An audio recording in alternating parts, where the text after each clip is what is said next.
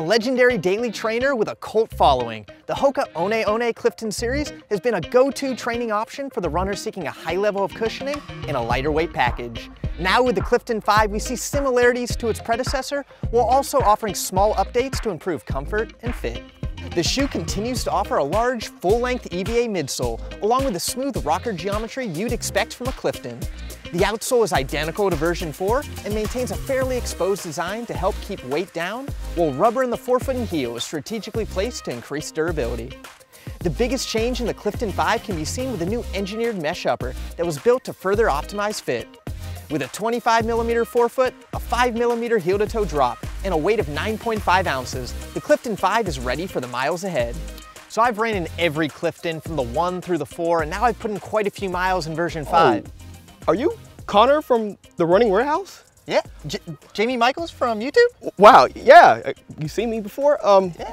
What are you guys doing out here? I mean, we got a little Clifton 5 shoot. Clifton 5. Have you worn this before? I'm actually wearing it right now. Really? Yeah, I'm just trying it out to see how it feels. And I mean, why don't you give us some of your thoughts? My thoughts? Yeah.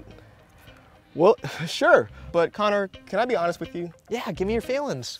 So, I was a big fan of the original Clifton 1. It was everything I wanted in a shoe. It was light, it was soft, it was springy, it was bouncy. It was the perfect shoe. Yeah. And then they went and changed it to, I don't know what it was. I just could never let it go. It just wasn't the same. And I just put my Clifton back. It was just so perfect. Like, why would they change it? It was everything I wanted. And then, bro, hey, are you gonna be able to pull yourself together here? I mean, there's people counting on you for this Clifton 5 review. For the people? For the people. For the people. So, I gave the shoe a chance, Clifton 5, and I wanted to judge it off what it is now, and not for what it was. Although I do miss the original Clifton. So here are my thoughts. It's very light, very breathable, the upper felt nice, and me being from Austin, Texas, it's very hot in the summer, and wearing this shoe, I was actually able to not melt. So although the upper was really nice, I had one issue with it. It was a little tight in the toe box, so I went back and exchanged it for a wide, and I think that fixed most of the problems. I had a lot more room in the toe box, the upper still felt snug in the midfoot, and I was ready to go. So as far as the midsole, I found it very responsive. It was good enough for my fast day runs, my tempo day runs, maybe even race day for a half marathon. And although it wasn't quite as soft as I used to remember it, it wasn't quite bad. And to be honest, I kind of liked it. So those were my thoughts, and I thought maybe I could ask you about what you think about the shoe. Yeah. So looking at the Clifton 5 versus the Clifton 4, they look visually pretty similar. But the one thing I noticed once I got it on foot was the modified arch in the Clifton 5. Now with the 4, it felt a little high, it felt a little pronounced, not quite what I was looking for. With the 5, they've really balanced it out and it just feels more natural on foot. So from a cushioning perspective, the tooling looks to be pretty similar to its predecessor. But once I got it on foot, I definitely noticed a softer feel. I know some people, especially Jami, likes that Clifton 1 softness. This isn't quite there, but it did offer a nice balance of softness and responsiveness, which I actually prefer a little bit more.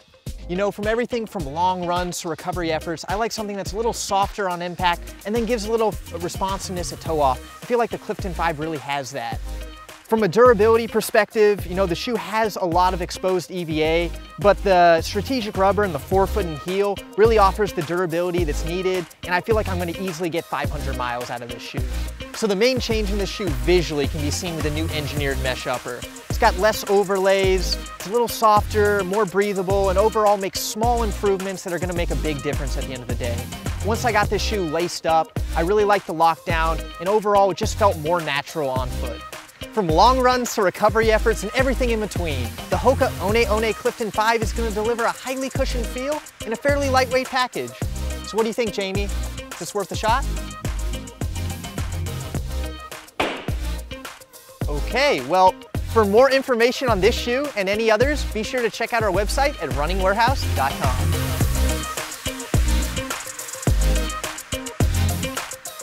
So I know it's no Clifton 1, but the Clifton 5 feels pretty good, right? Yeah, you know what? It wasn't that bad.